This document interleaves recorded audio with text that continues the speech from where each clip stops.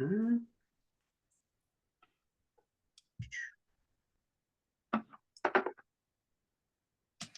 All right, they're all starting to come in. We'll give you guys a few minutes just to enter the room.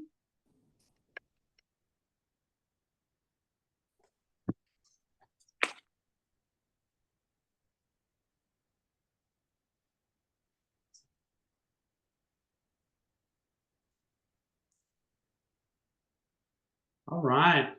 Welcome one and all to our living room lecture series, and thank you for joining us.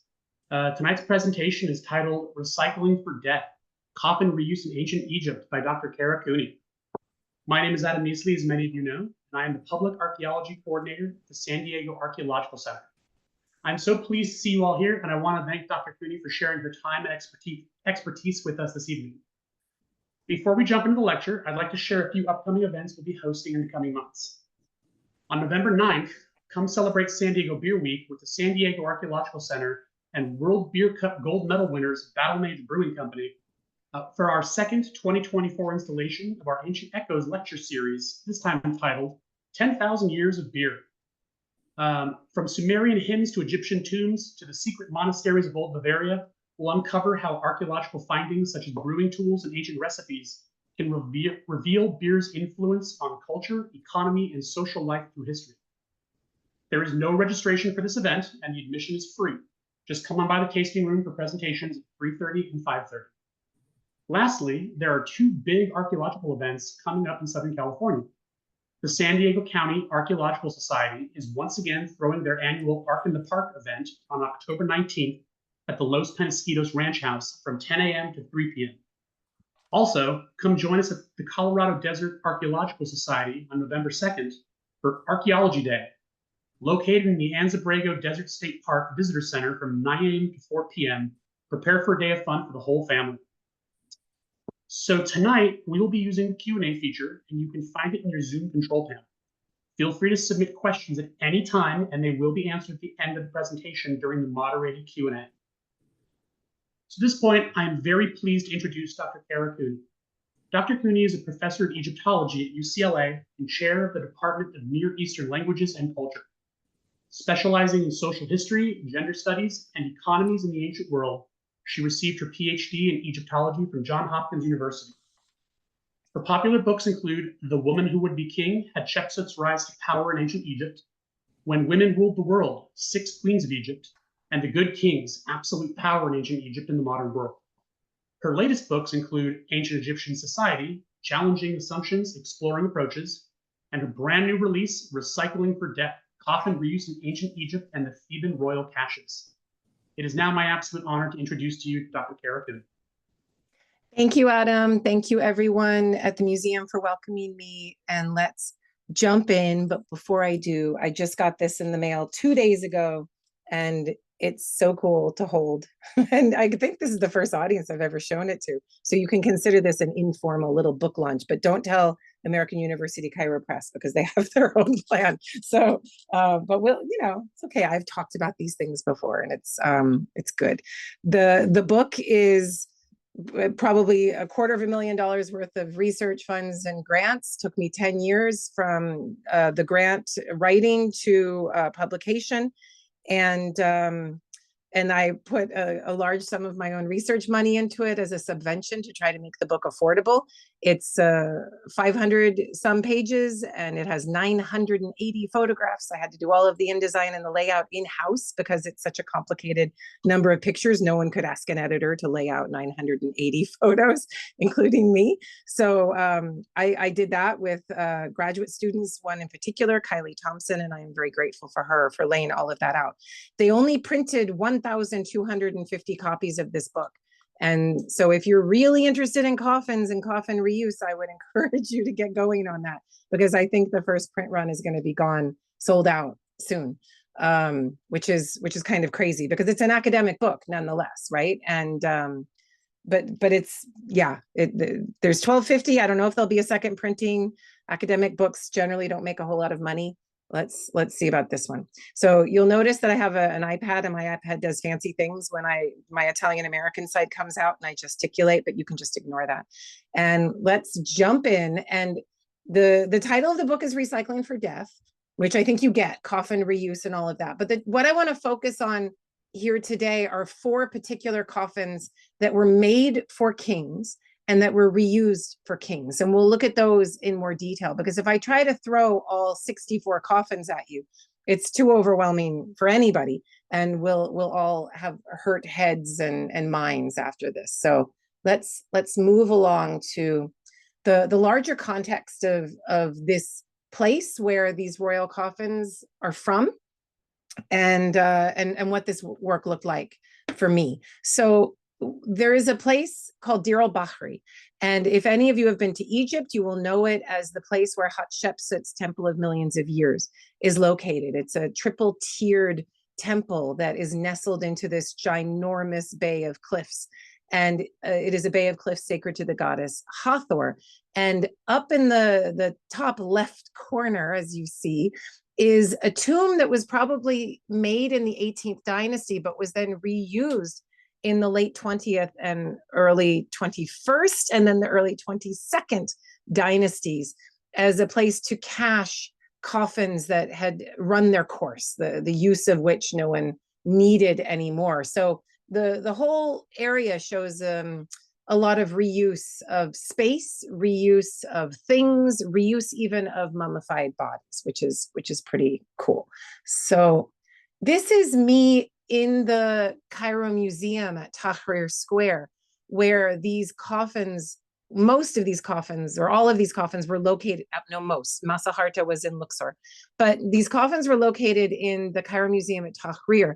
Many of them have since been moved to the National Museum of Egyptian Civilization in Fustat.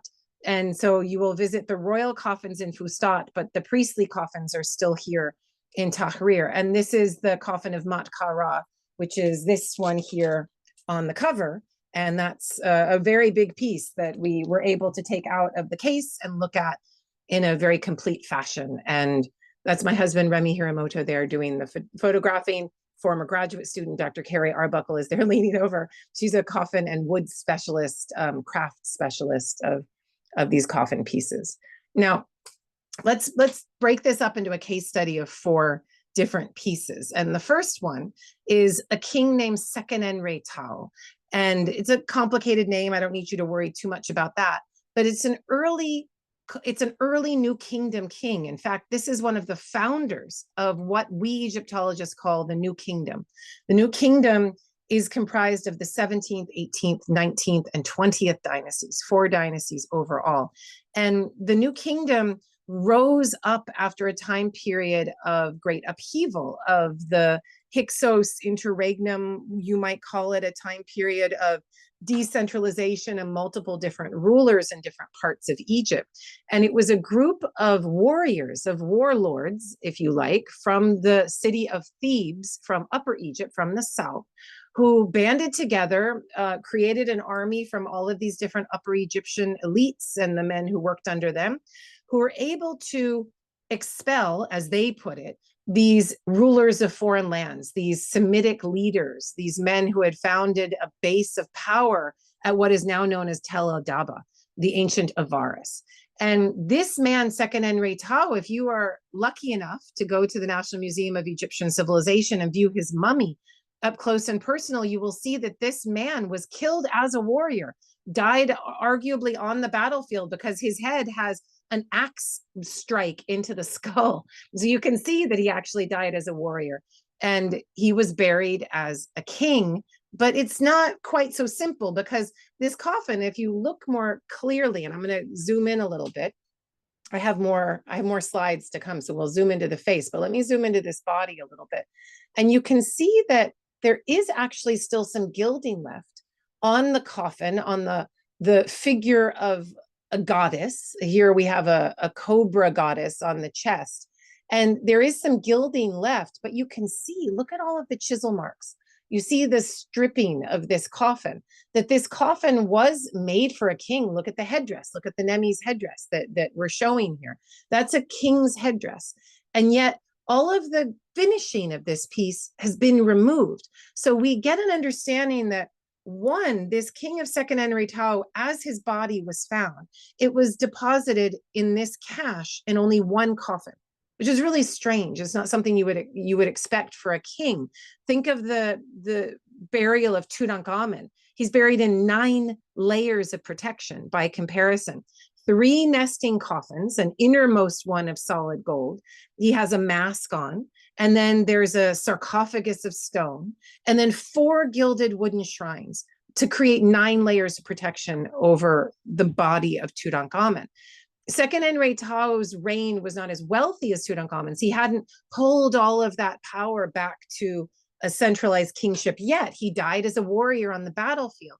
But his burial, as in only one coffin, with the stripping of gilding and an application of a very thin layer of gilding over that stripping, suggests that Second Enrei-Tao was originally buried in something quite fabulous, probably a nesting coffin set of at least 3 pieces, probably more, that we have no evidence of. We only have this one piece, and we don't actually know if this one piece was originally made for Second Enrei-Tao. So let's look at the details of how all of this works.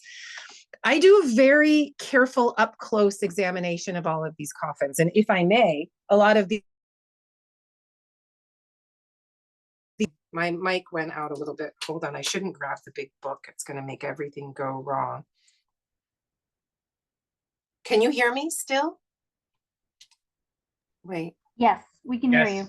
Sorry, Adam, if you can reach out and let me know that you can hear me, it would be good. Yeah, we can hear you. Oh, it's you. It's my son. Jules, take it off, baby. Sorry.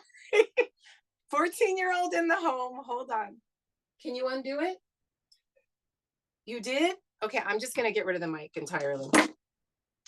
Okay, I'm assuming you can still hear me, and we're going to get rid of anything that's plugged into anything else. Can I get a thumbs up if everything's still working? Are we good? We can hear you.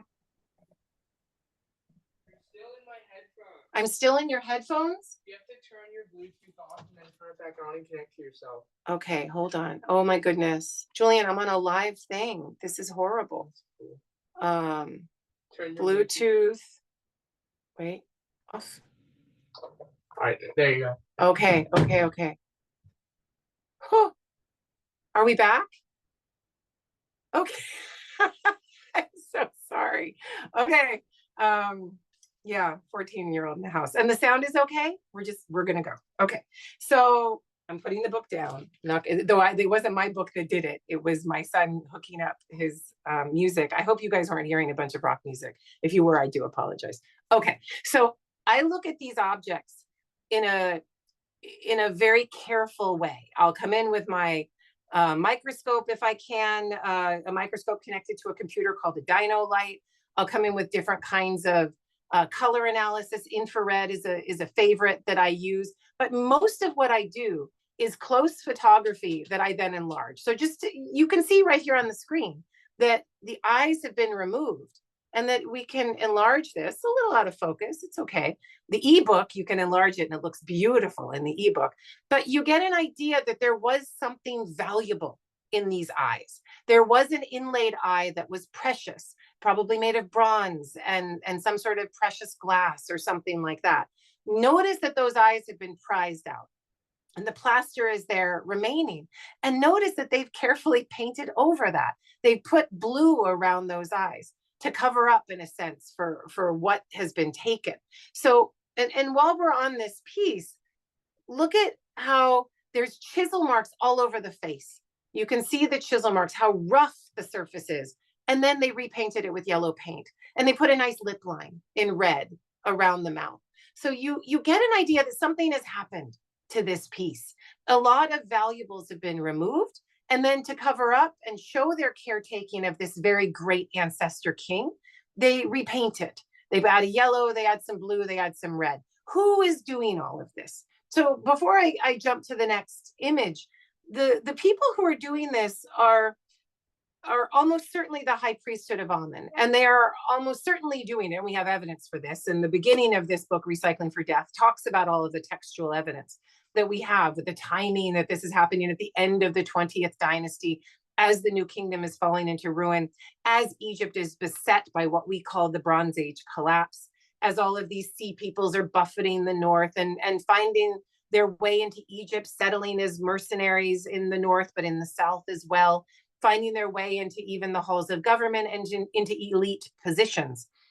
And it is arguable that men who were generals who found their way into power in Thebes were sea peoples and or other immigrants who were moving into Egypt.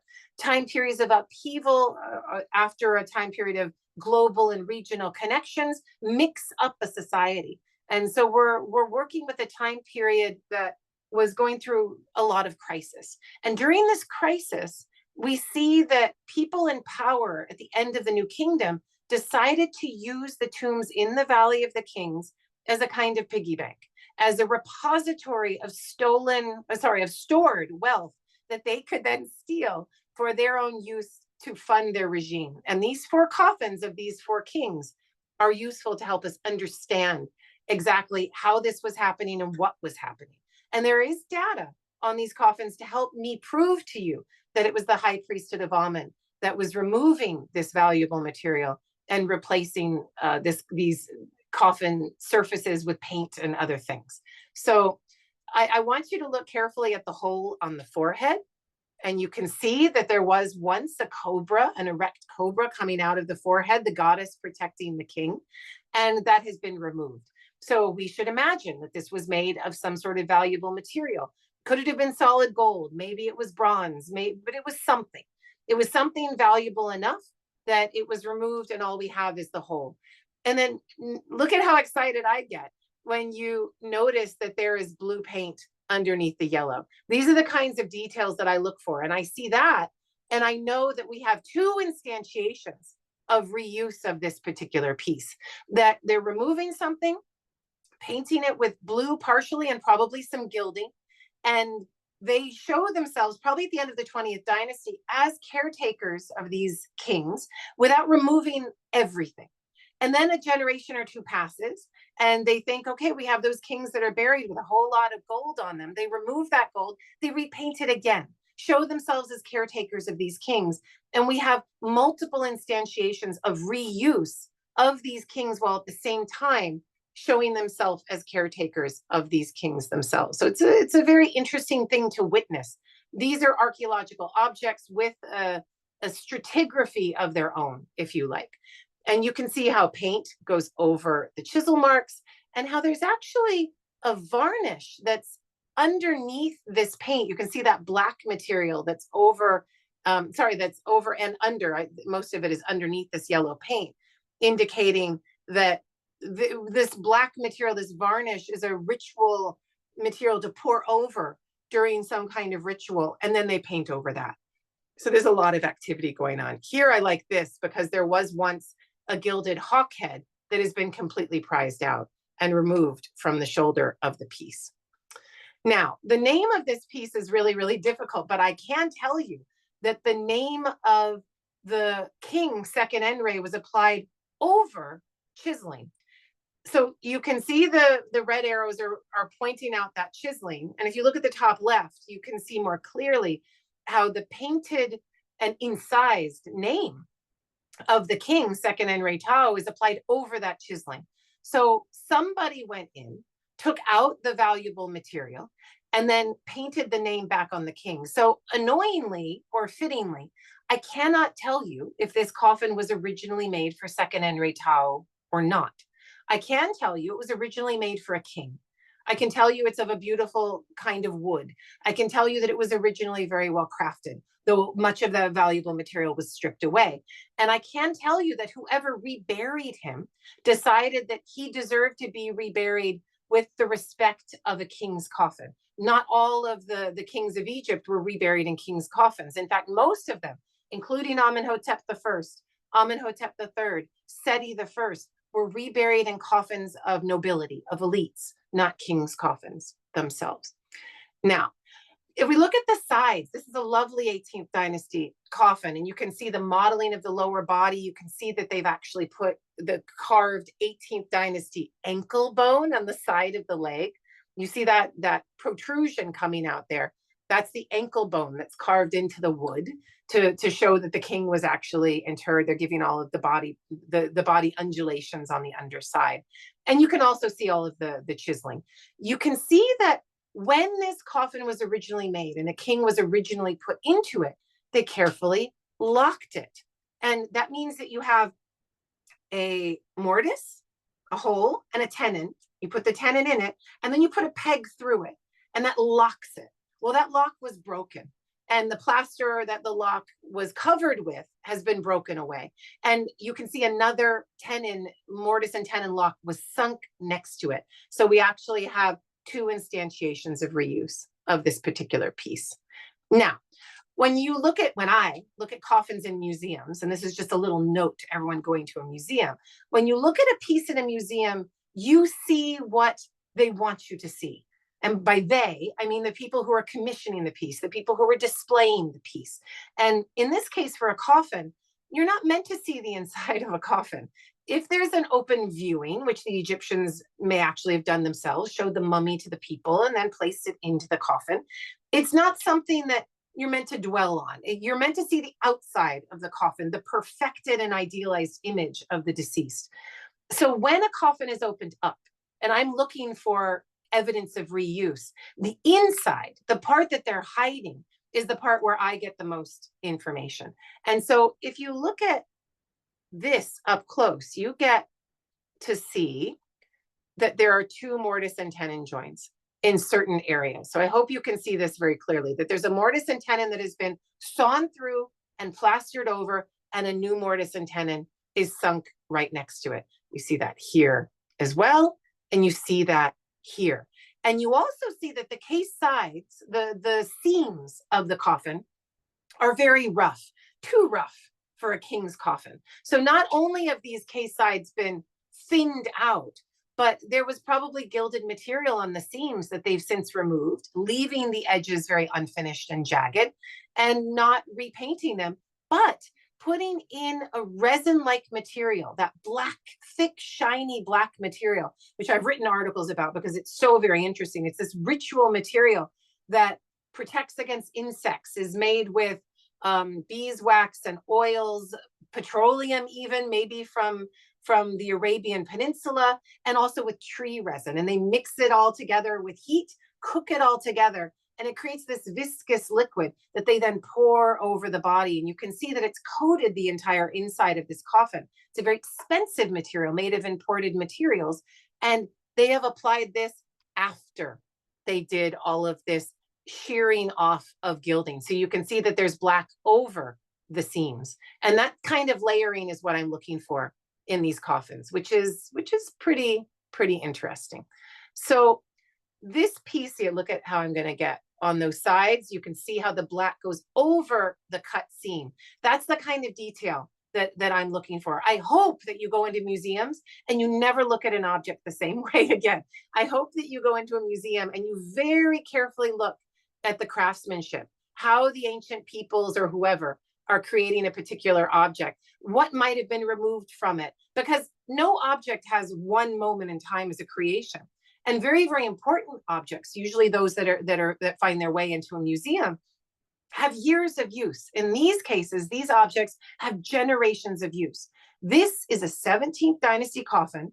So let's date that. Dates around 1550 BCE, maybe even older. Let's go with 1570 BCE. And it was cut down probably around 1100 BCE. And then again, maybe let's say 1000 BCE. And then maybe again, let's say around 950 BCE. This was an object that's like a talisman. It's like an heirloom. It's something that is there to show that these high priests of Amen are acting as the caretakers of their Egyptian people in the south of Egypt, and that they are taking care of the kings, the ancestor kings, even at the same time that they take all of the gilding and riches from them. It's humans are complicated, and during times of crisis and distress, they're even more complicated. It's an interesting thing that when coffin reuse becomes the norm for elites who can afford coffins, during a time of crisis, during a time of great inflation of grain prices, during a time of wood scarcity, the Egyptian elites never abandoned coffin making.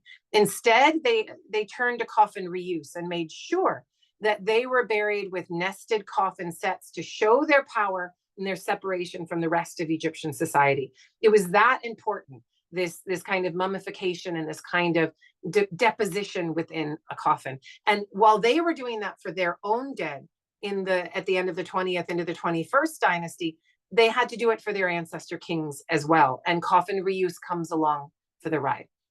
Now, one of these high priests, this is a key piece of evidence to tell us that it is the high priests of Amen who are reusing the material in the Valley of the Kings and reusing it for their own regimes to fund their own regimes. Because this coffin was originally made for King Thutmose I of the 18th dynasty, and yet it was plastered over and reused for high priest, and he calls himself sometimes king, Panejim I, a man who ruled around 1000 BCE. So we have a coffin that was originally made for a king, probably 1500 BCE, and then it's being reused again around 1000 BCE for a high priest of Amen.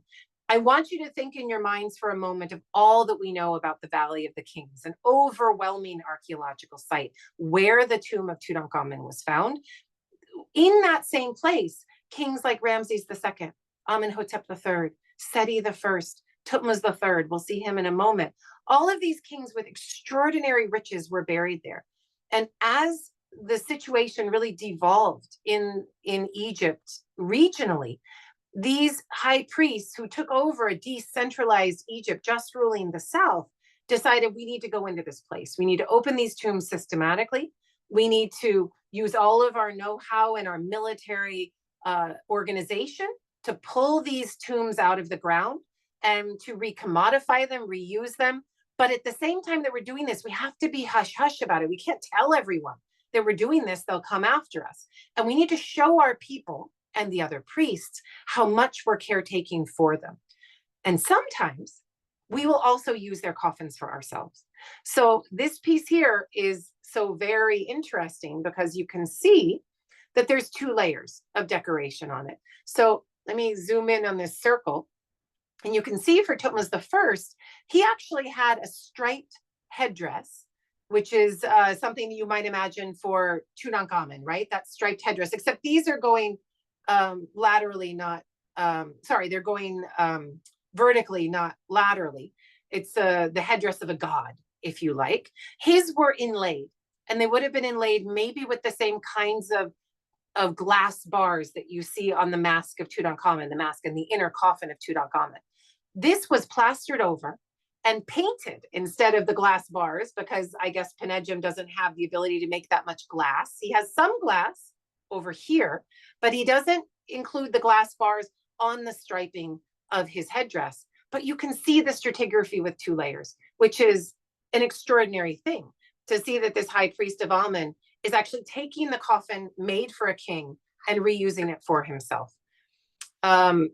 He had a gilded face, and that gilded face, so if you're going to reuse, you have to understand that you will also be reused from. Because Panejim I had himself buried in this space around 1050 BCE. And then in the early 22nd dynasty, they're like, oh, there's gold on this piece. When we put these all away in Dir el-Bahri, we're going to take the rest of the gold. And they do so quite roughly. They don't remove the inlaid eyes. They don't bother with that, but they do very roughly remove whatever gilding is there on the face, on the hands, on other parts of this coffin, the neck, as you see here. The beard is removed. The uraeus is removed. So there were elements of great wealth on this piece. You can see how roughly they remove from the hands. And this is so interesting for me. Take a look at these hands. They have been repaired. You actually see that there are wood pieces that are put into the hands, so that it proves to me that when they reused the coffin of Thutmose I for Panejim, they roughly chiseled it of gilding. Maybe it had gold sheeting, maybe it had something really nice. And then they're like, oh, we want to reuse this for the high priest of Amen, Panejim I, but we have to repair it now because we chiseled it a little too roughly. So they put those pieces in there, they plaster over them. That plaster has fallen away for me to be able to see. And we get an idea of how this reuse is happening. Now, how do I know that this particular coffin was made for a king originally? Well, you look underneath the plaster and voila, there you have the king's name right there. In the cartouche with the Heru, the one who was true of voice. I know it's a little out of focus there, but I think you can see that underneath the plaster, you get another name. This is interesting because you wonder then, did Penejim I understand that those in his inner circle knew he had reused a king's coffin and he was okay with that? Because he wanted his inner circle to know that he had the power over the materiality of these ancestor kings. And yet at the same time, interestingly, he needed to hide it from the mass of society. They couldn't let everyone know that he was reburied in a royal king's coffin. So while this king's coffin was charged with a particular ancestor king power, and he knew this, and his inner circle knew this, and he used it arguably for that reason. I mean, I can't check his diary, I can't check with him if this is actually the case, but it seems to me that he's doing it purposefully. He's still trying to hide for the masses that he's reusing a king's coffin, and he plasters over that material. So there's all kinds of other things that one can look at, looking at the case sides, looking more carefully at the area of the cartouche, looking at the lappets, looking at some of the later gouging of the chisel. One thing I like to do is measure the width of the chisel so I can identify, well, this chiseling is more likely happening in the early 21st or mid 21st, or this chiseling is more likely in the early 22nd. That's work that I'm just starting to do, starting to analyze. But you get an idea of how complicated these pieces actually are. And I hope those of you who are looking very closely can see the undulations of the 18th dynasty coffin that is reused in the early 21st, and that he even covers over with plaster the Ujat eyes. Does that mean they're not functional for him to see out of his coffin as a dead person? No, I think that he knew that they were there. His craftspeople knew that they were there. They were meant to be functional for him. But then they plaster over it so that people don't know that these high priests are deep into the treasures of the Valley of the Kings. They don't want that kind of competition to come towards them. Close up of the Ujat eyes, close up of the quality of the wood that you see on the right hand. That's the foot end of the coffin piece. You can see how the chiseling is very rough.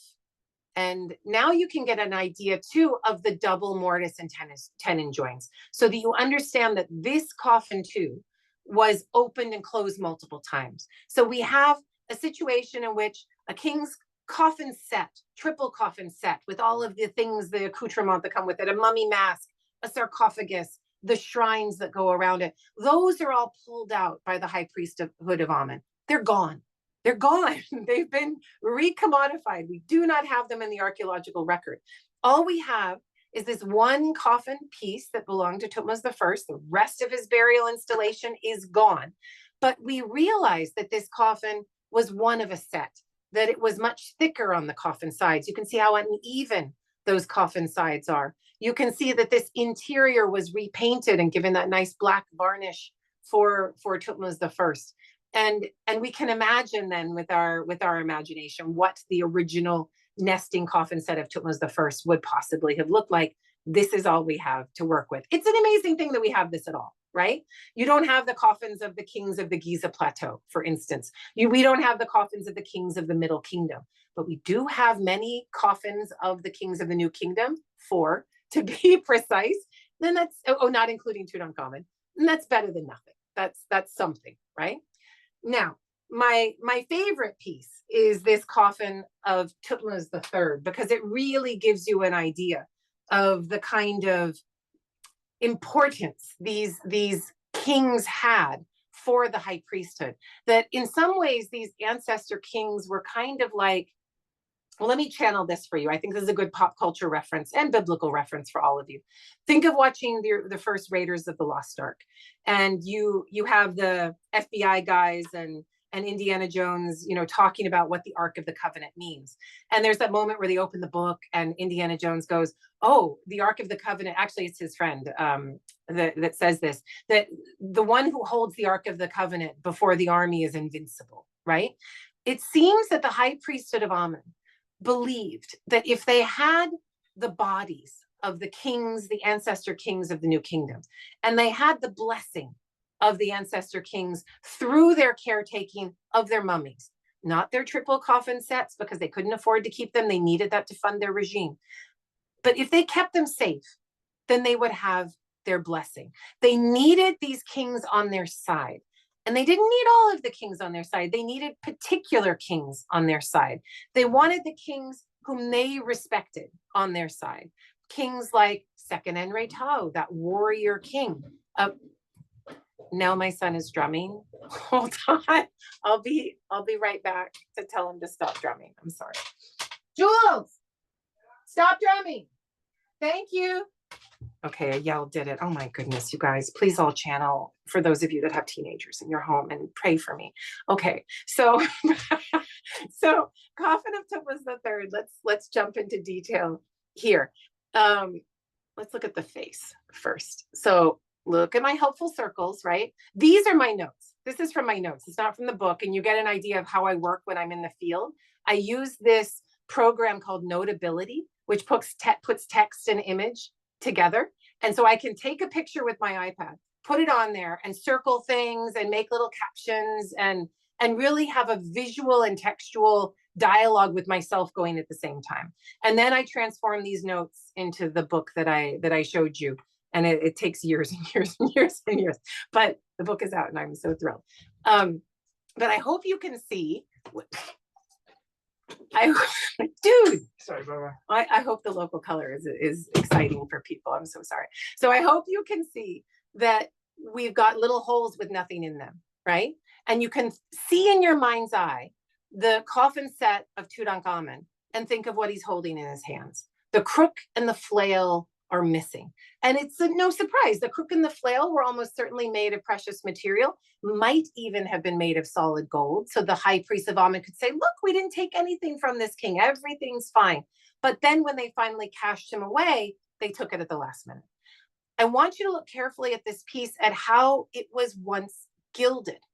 Let me blow your minds and tell you there are 2 layers of gilding on this piece. So the coffin may or may not have been made for Tutmosis III. Let's imagine that it was, for simplicity's sake. Coffins made for Tutmosis III. Like Tutankhamun, it was almost certainly covered with gold sheeting, not gold leaf. Gold leaf is this thin nothingness. Gold sheeting is where it's at. It's this nice thick gold layer, and it gives you the sumptuousness that's kind of like covering a cake with that thick almond paste, right? Gives you that kind of look. When they pulled this out of the Valley of the King's Tomb, they would have removed that gold sheeting, right? And they would have melted that gold sheeting down, used it to fund their regime. The high priest of Amun is certainly doing this. And when they do that, though, they need to show the rest of the Egyptian elite that they're not mistreating Tutmosis III and that they haven't taken all of this gold. So they gild it with gold leaf. They remove the gold sheeting and put on probably a 16th, a 20th of what gold was there before. But they're displaying an object that catches the light, that is gilded, that looks very nice to everyone. They're like, oh, it's the golden coffin of Tutmosis III. So maybe they didn't take as much as we thought, or at least that's what they're trying to communicate to the other high priests who are potentially in a kind of political competition with them. Nobody in power is without political competition of potentially losing their job. So everyone who's taking the gold has to very carefully show, but no, I'm not taking that much, or I'm not taking any at all. I'm caretaking. So they gild this coffin and redecorate it, keep those inlaid eyes, put a new crook and flail on it, all of these things. They put it into a tomb after a display period. And then some generations pass, let's say 2 generations. And some new high priests come. The economy is still horrible. Things are still really difficult. More sea peoples have come in, more decentralization, more civil war. And they're like, we've run out of the gold that we took all, that gold is running out. And we know there's gilding on that piece. Let's take it. They take some of the coffins out. They do so in community with each other, almost certainly. They remove that layer of gold leaf. Maybe it was a really nice layer of gold leaf. They remove it, and I can see the chiseling. of that removal. And then they put new gold leaf over that chiseling. My goodness, a thin, tiny, anemic, sad little layer of gold leaf. And that's what we have here. And then a couple more generations pass. They put it into a tomb cache. And before they put it into the cache, they're like, well, we're never going to show it to anyone again. This talisman has run its course. This ancestor king has done what it can for us. I think we're done with it. Indeed, it's a new set of high priests who comes in that has little connection to this ancestor king we call Thutmose III. And they do a final hack job of this piece, remove the gilding very, very roughly and very incompletely, probably in secret, probably because it was a couple of guys who didn't want anybody else to know what they were doing. There's a lot more they could have gotten. They decided to just do it fast, speed one out over any sort of thorough nature of removal. And then they cached it, and this is the way we find the coffin of the great warrior king Thutmose III. The beard is gone. The inlaid eyes do remain, but it seems like that there was precious material on the inside that was probably made of something fabulous that has been removed. So there's something going on with the eyes. My examination, I'd like to point out, looking at those eyes, there are so many more questions I have just about the eyes. And this book that I've created will hopefully encourage somebody in the Egyptian Museum. There's all kinds of conservators and material scientists who are working there now, or the Nemek, where this coffin has been moved to, the National Museum of Egyptian Civilization, to get out their microscopes and go to work on that, and their portable XRF machines, and go to work on that eye, figure out what the materials are, what the layers and stratigraphy are, what was there before, do their microscopic analysis. This is all just a first pass, if you like, for so much more examination of these pieces that have so much more to tell us about what was happening in the ancient world at the end of the New Kingdom, the Bronze Age collapse, and into the so-called Third Intermediate Period of Egypt. Now, I want you to look closely at the forehead of this king, because that forehead, the uraeus hole, there's only one of them. You see where the cobra, the hooded cobra rising up to protect the king should be. Notice that it's a little off center. I hope you can see that hole is a little off center. And it is quite probable that there was another, I can barely see the traces of another uraeus hole. In the book, I have a whole close-up photograph of where that uraeus hole probably was.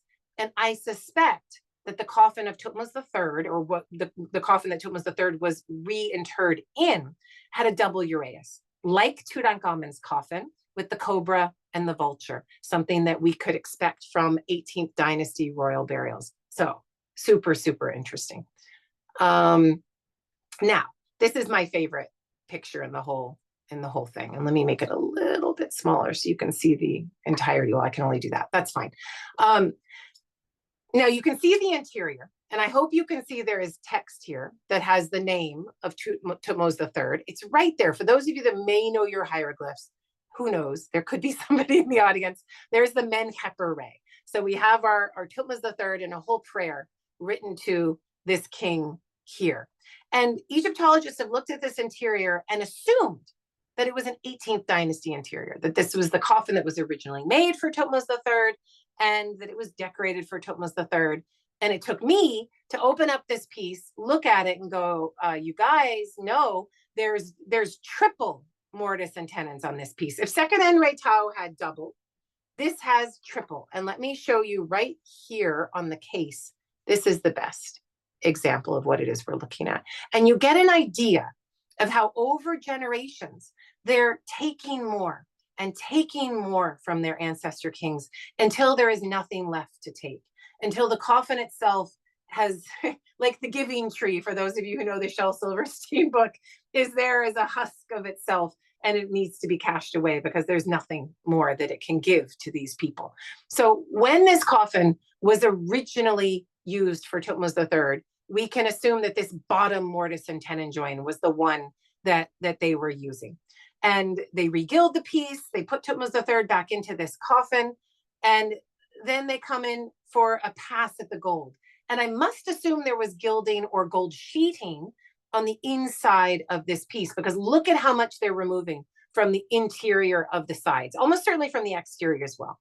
And then they sink the mortise and tenon join in the middle there would have been still gilding, because when they come for the third pass, that's the one that's in the middle of this case side. And if I compare these case sides of Thutmose III, which are quite narrow, too narrow for a cedar coffin meant for a king, right? And this is a coffin meant for a king. It has a Nemes headdress. These are too narrow. They're only a couple inches thick. And if you compare that to 6 inches thick for Tutankhamun, it's a world of difference. The gold sheeting is gone. The first instantiation of gilding is gone. This coffin has been through some stuff. And the fact that it's been through so much tells us that Thutmose III, as an ancestor king, as an entity, went through so much himself, that he was so important for the high priesthood of Amun that they used his body like a talisman to display their own power, to show people, yes, we have power in this regime in our world because we have it from the kings themselves. In a way, it's like when you're watching the presidential election, as much as you can stand it these days, you see both candidates reaching back to the past, saying, I'm like Reagan, or I'm like Kennedy, or I'm like whoever, Andrew Jackson, whoever it is. And we look back to the ancestor presidents to show people with a quick shorthand, maybe what side of the political arena they're on, or where they fall with a certain ideology. But it works very, very effectively. You know who's a Kennedy president and who is an Andrew Jackson president or a Reagan president, but we divinize our ancestors as well. If you're interested in more of my ideas on that topic, because I do very much like to look at Egypt through the lens of the present, because that's what we historians are doing anyway, and I like to be more upfront about it. But you can look at my book, The Good Kings, which is right here. And I talk about why these kings are still very important for us in the modern day. And I do discuss Thutmose III, though I don't have a chapter on him. I have a chapter on Ramses II. And let me skip forward. That's who we're going to end with today, because Ramses II he really is that pharaoh par excellence for most of you. Many of you might think of him as Ramses the Great. I do not try to call him Ramses the Great. I try to keep it at Ramses II. His coffin is something to behold. It is made of imported cedar from Lebanon. There are removals from this coffin, but not with the ferocity that we see for Thutmose III, which might seem to you like maybe he was considered more important and better treated. But to me, it seems that if there was an argument or a race between Thutmose III and Ramses II, I think Thutmose III won in the 21st dynasty. They needed him more. His coffin shows more manipulation, more handling, more generations of reuse and re-gilding. This coffin doesn't show nearly as much activity. I'm not saying Ramses II was unimportant for these kings. He was still found in the cache in which their own bodies were buried, but it's a different kind of piece. Now, Nicholas Reeves is an Egyptologist and a very good friend who is a British Egyptologist, and he has proved pretty convincingly that this coffin was made for a late 18th dynasty king, probably King. Wait, he says it's Horemheb. Yeah, it could be but it's almost certainly Horemheb, and I think either of those is a good possibility, and you can see it in the face and the way that the face is carved. But it gives us an idea that this coffin was not the coffin in which Ramses II was buried in. And I'd like to pause on that for a moment.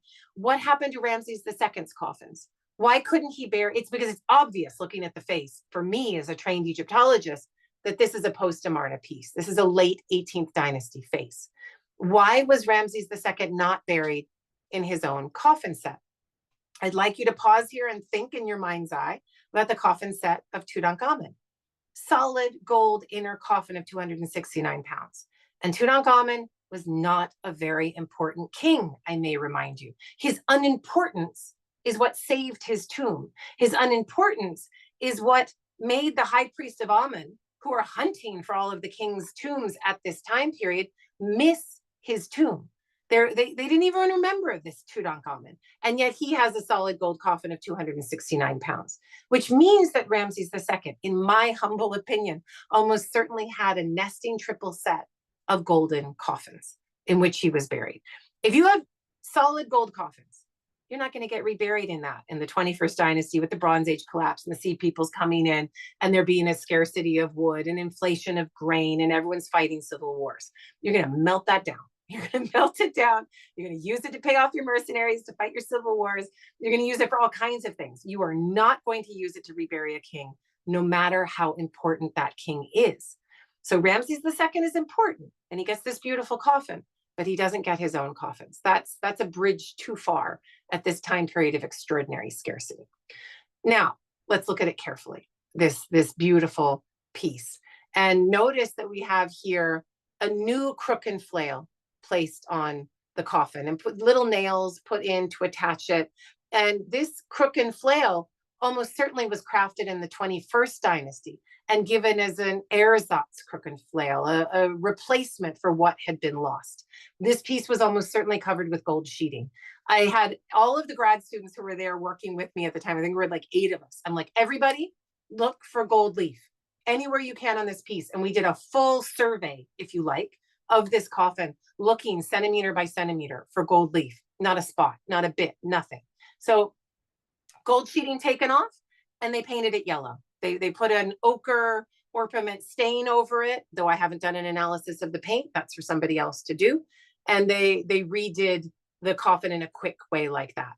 Look at the uraeus. We have one single wooden uraeus on this coffin. That can't have been what was there originally on this beautiful high quality cedar piece. It was almost certainly a solid gold uraeus. And if you look carefully, you can see this piece is a little off center, and there is another hole over to the left, covered with plaster, that would have held a double cobra and vulture uraeus, just like Tutankhamun, which is so cool, so interesting, right? That they're replacing it, but they're not replacing it with what was there. For whatever reason, it's not fashionable to show yourself with the double cobra and vulture. Single cobra is what they want. This is what is fashionable. This is what the kings of Tanis of the 21st dynasty use on their coffins that were almost certainly made with reused materials from the Valley of the Kings, but those coffins are degraded except for the solid metal ones. And so we can't really talk about it in as much detail as I would like. Someday, maybe we'll get to that Tanis material. And this coffin of Ramses II helps us understand even more because it's got dockets on it. It's got texts on it that help us understand that there were at least 2 movements of this piece. And in my opinion, 2 sweeps for precious material. And you have the name of Ramses II, Ra-Mesu Mary Amen, and then Usurmat Re Mary En Re here on the Setev En Re, sorry, put on the cartouches. And we get a very complicated text that we also photographed in D-Stretch to see that underneath it, there was a previous text. I hope you can see the old text underneath this new text. So you get an idea, okay, they stripped it of the gold sheeting and then they put a text on it.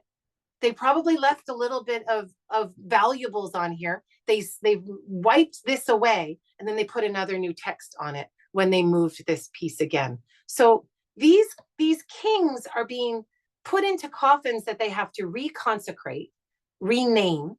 And during those moments, they were displayed and they needed to display their piety, their care for these kings.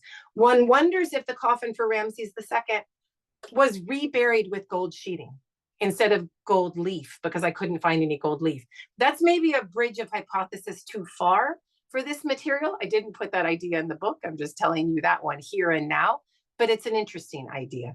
And I want you to focus here on this detail right there on the shoulder, where you can see a mortise and tenon. You can see a hanging mortise and tenon join, right? Completely without function. And you understand by looking at it that this is the hole into which the tenon was placed. This coffin probably had another 5 centimeters of width on the outside of this, if not more. This was a much thicker cedar piece, with much thicker side width, and that was all playing down, very carefully playing down, probably because there was gold sheeting and or gilding and or precious inlay of precious materials attached to this piece. What if there was inlay of carnelian or lapis lazuli or some other semi-precious stone that had to be removed? And while removing it, it splits off some of the wood, and then you have to plane it down and you have that hanging mortise and tenon. That's right there. So you get an idea of where that hanging mortise and tenon would have been. And then what you have for the mortise and tenons of the coffin now are all in the reused state, just in the reused state. That's the hand of the handler who's holding it up right for us. We've graded out in case you're confused about what that actually is. But you get an idea of the inside, which was almost certainly gilded in antiquity as well, all removed, and was probably a gold sheeting of some kind. And here's a close-up of that interior. And I want you to look at the case sides, look at how this would have worked, and then look at all of the details of mortise and tenon and hanging things. And I think, yeah, this is what I want you to compare it to. We have coffins from Tutankhamun that were made of gilded wood. Super helpful for me if all of Tutankhamun's pieces were of solid gold. So I love that inner coffin, it's very special. But if they were, I wouldn't be able to compare the wood craftsmanship to these coffins of wood. The only reason we have these coffins remaining to us in the archaeological record is because they were made of wood. If they had been made of solid gold, they would be gone. This coffin of Tutankhamun, the second and the third coffins, are made of this gilded or sheet gold, both gilded and sheet gold covered wood, cedar wood. And you can see the thickness of the case sides in this Howard Carter photo. You can see where the mortise and tenons were sunk, and you can maybe get a bit of an idea of what the coffin of Ramses II would have looked like originally. So just for anyone who's unclear, this is the outer coffin, and then the second coffin, and then the inner coffin of solid gold. Sorry, this is the second coffin and the inner coffin. And then here we have the outer coffin of Tutankhamun that's been moved into the GEM, the Grand Egyptian Museum, from the tomb in the Valley of the Kings, and had to go extraordinary bouts of restoration and conservation by an amazing team of Egyptologists and conservationists. But look at the way the mortise and tenons work. This is the only photo I've got of this until the GEM opens. And look at the case side thickness, look at the sheet gold in combination with gilding added to it. It's a pretty special piece. Now, we've come to the end of our time, and I have just a couple of things to wrap this up, and then you can ask me questions that you may have. But I want you to think about how important past leaders are for us to tell the stories about our current leaders.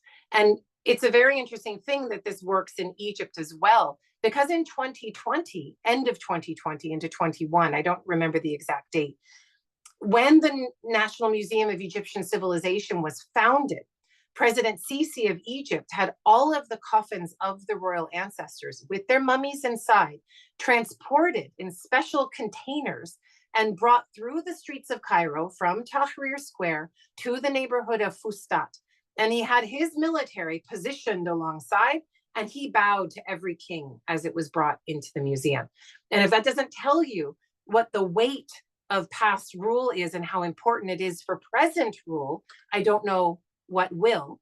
And again, I talk about this more in my recent book, The Good Kings. So I will end on this slide on the book that's just come out, Recycling for Death. You can take a shot of this with your camera to learn more about it. You can go to American University Press. It's available on Amazon. And this one is not available everywhere books are sold, because unlike my other books with National Geographic Press, which have tens of thousands of a print run, this one has just over 1,000. And it's a special book with like the best paper you can get and beautiful color pictures throughout. And I'm just so proud that the kings and queens of the 18th dynasty and the high priests who use them to support their power are now shown in the light of day in a way that they haven't been for millennia. And I'm just really happy everyone can learn more about this incredible period of time in ancient Egypt. As we enter crises of our own, we can learn from the past and how people suffered through crisis and made it through to the other side. And so I'll stop sharing this and we can have a discussion. Maybe I'll keep it because people might have questions with images. So I'll leave it. But any questions you guys have, I'll wait to hear those. Thank you. All right. Thank you so much, Dr. Cooney.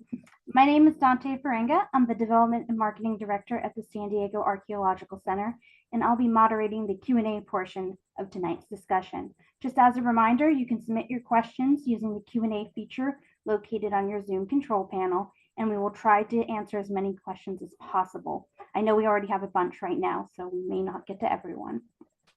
Could you just clarify when the removal of these valuable pieces of the coffin and the coffin reuse process started and when it ended?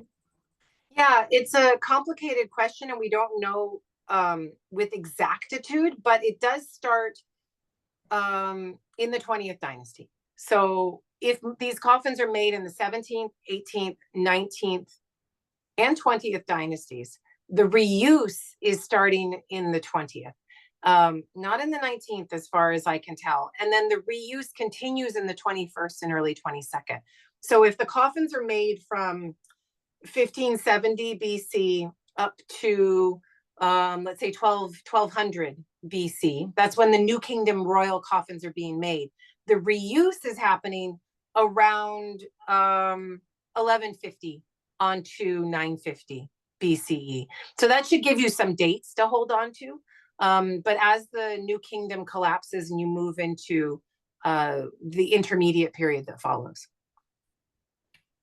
And with the removal of these objects and and opening the coffins, does this affect the preservation of the mummy? Yes, absolutely. So this wasn't a discussion of the mummies, though I do have that in this book. The mummies were looked at by, I don't think I can grab the book, but oh, I do have it. So if you want to look at the mummies, they're republished in a very easily accessible book by Edwin Smith. And it's republished by Duckworth. So it's an old black and white set of images, and the mummies are all inside of this book. So you can get an idea of what the mummies were like. It's an extraordinary thing to read, amazing book. He's was a bioarchaeologist and pretty skilled, right, for more than 100 years ago. And he notes that the bodies are in a dozen pieces, each one of them. And that's because, and I did not mention this in the talk that I gave because I was focused on the coffins, there was also a stripping of the mummies. They cut through the wrappings and they took the gilded objects and amulets and precious gems and daggers and all of the things that were found on Tutankhamun's body. These kings would have had more precious things on their bodies. So they cut through those wrappings and they stripped them of these things. And when they did so, they had to fight through the wrappings. They had to deal with that thick, black, sticky resin that would have been stuck, making sure that the wrappings are stuck to some of the parts of the body. And the mask might have been stuck on the face with some of this resin. Howard Carter also had to destroy the body of Tutankhamun, which I think is in 9 pieces, because he had to get the mask off and he had to get the body out of the coffin. This is not easy to do. And in the ancient world, in the 20th dynasty, it doesn't seem to have been easy to do either. So they also ripped these bodies apart and then carefully rewrapped them in the manner of Osiris, in the way that Isis did with Osiris. You know, he was cut up, dismembered, put into all of these different pieces by his brother Seth, who was angry with his rule, and Isis is the one who puts him back together. So there is mythology for the high priests of Amen to do this, break them up if they had to, and then put them back together, reconsecrate them, magically make them whole again. This kind of practice would have created all kinds of anxiety in the minds of the people who are doing it, I have to imagine. And how they felt is they're like pulling off a golden mask and the head comes with it. I don't even want to, I just thought of it. But it's something where you're like, how would the high priest have dealt with that? They would have put the head back. They would have done a magical spell to reform the body, and they would have bound it back together again, because a lot of the heads are separated from the bodies. This is a pressure point, right? It's a very vulnerable point, especially on a dead body. So yeah, the bodies were put through the ringer as well. Now, having said that, to answer the question completely, the fact that they stripped these bodies of all of the precious material and rewrapped them without all of this material, put them away with the cultural memory such that everyone knew there's no gilding, there's no material, there's nothing good left to be found there. No one cared to look at them again. Even if people knew they were buried there, they're like, yeah, but we took all the gilding, there's nothing left. And then they were forgotten. And then they were found at the, about more than 100 years ago by archaeologists who rediscovered them, we are told. But the fact that they were originally stripped saved their bodies for posterity for us to study, so that we have the body of Thutmose III. We have the body of Amenhotep III. It's in a different cache, Amenhotep III. But the fact that we have these bodies at all, you need to thank the high priest of Amen for that. That if they had left them in the Valley of the Kings, or not considered the body the core of their practice of piety, they wouldn't last for us to look at. Sisi would have had nothing to bow to, in short. So it's so interesting to me, and that's what I deal with in this book, how the idea of reuse preserves, in a way. We wouldn't have any coffins from the Valley of the Kings at all, except for Tutankhamun, if it weren't for all of this recycling and caching. So that destruction creates a preservation in its own way, in a very interesting way. And it's a complicated story, but people are complicated entities. So yeah. All right. And so obviously the high priests and people in political power would have known this was happening. But what about, was the public aware, or how was this an open secret? Like, how well known was this process of coffin reuse? I mean, one wonders, right? There's only so much that I can get at, but there is a wonderful resource from the reign of Ramses IX, mostly, that we Egyptologists call the tomb robbery papyri. And the Egyptians did not call them that. There are a number of papyri that we find preserved from Western Thebes, and they document formal investigations, interrogations, replete with torture and all kinds of questioning, to find out who was stealing from certain tombs in the Valley of the Queens, the Valley of the Kings, the Valley of the Nobles, Drabal Naga, another, that's where Second Henry Tao was likely buried. And so we know that in the reign of Ramses IX, at least, and probably before and certainly after, people knew that there was recycling activity happening in the necropolis, not just the royal necropolis, but every necropolis where elites were buried, where there was good stuff to be found. And this has been my work for the last 30 years. My first book was called The Cost of Death. It's an academic book with Leiden University. And it's all about how people were buying coffins and selling coffins. And that work continued into coffin reuse. So this is something that everyone from the mid-20th dynasty, if not the whole of the 20th dynasty, did not just know about, but was involved in themselves. Such that if you were an elite and you needed to prove your social separation from the rest of society, and you had a loved one die, say it was your father, and you needed to bury your father to show your family's power, and yet you couldn't get access to wood because of the social circumstances, you would go into your own tomb, your own sepulcher, your family sepulcher, and take out a nesting coffin set belonging to an ancestor that you didn't remember, or was not that important, or maybe was important, but you really needed that wood. You removed that ancestor from the coffin, piously set them to the side, did some magical spells to make sure that they didn't come after you, took that coffin set out, replastered it, repainted it, and used it for the dead that you currently needed to worry about. Understanding that the coffin is meant to transform in the moment first and foremost, and is meant to be a material possession of the dead forever, secondarily, if you can afford it, if it lasts, right? So this is something that everyone is involved in. Having said that, the Valley of the Kings is its own special thing, right? And once the recycling began of this place in earnest, they militarized it. It is no surprise that the high priesthood of Amen in the 21st dynasty is taken over by nothing less than military generals. Men who had been priests and bred to be priests, handing down the priesthood to their sons, that lineage was broken.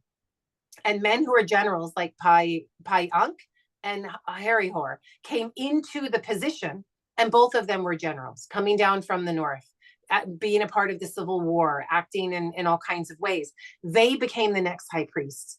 These high priests are the ones who are going into the Valley of the Kings. They are using their military power to control this space, to protect it, to secure it, and to make sure that nobody's coming after this gold. So we have a confusion and an overlap, an enmeshment between a religious community of practice and a military community of practice at this time period.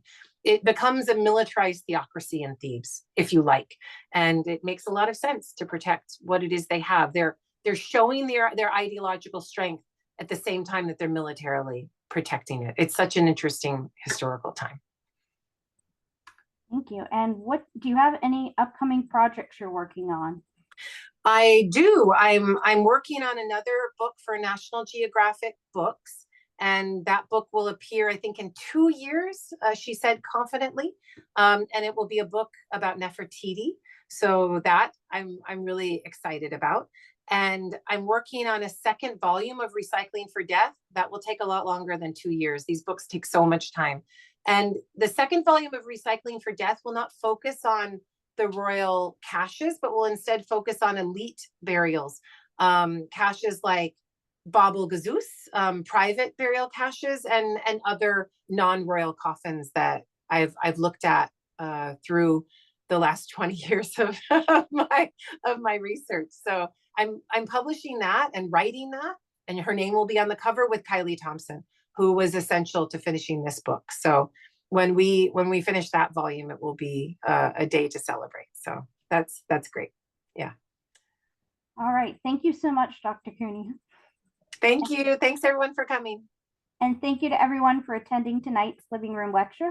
For those of you who are local, we hope to see you at our 10,000 Years of Beer lecture and beer tasting on November 9th, or our Ice Age Pigments handprint workshop on December 14th. For more information on our upcoming events, please visit our website at sandiegoarchaeology.org. Thank you and have a good night, everyone. Thank you, everyone. Bye.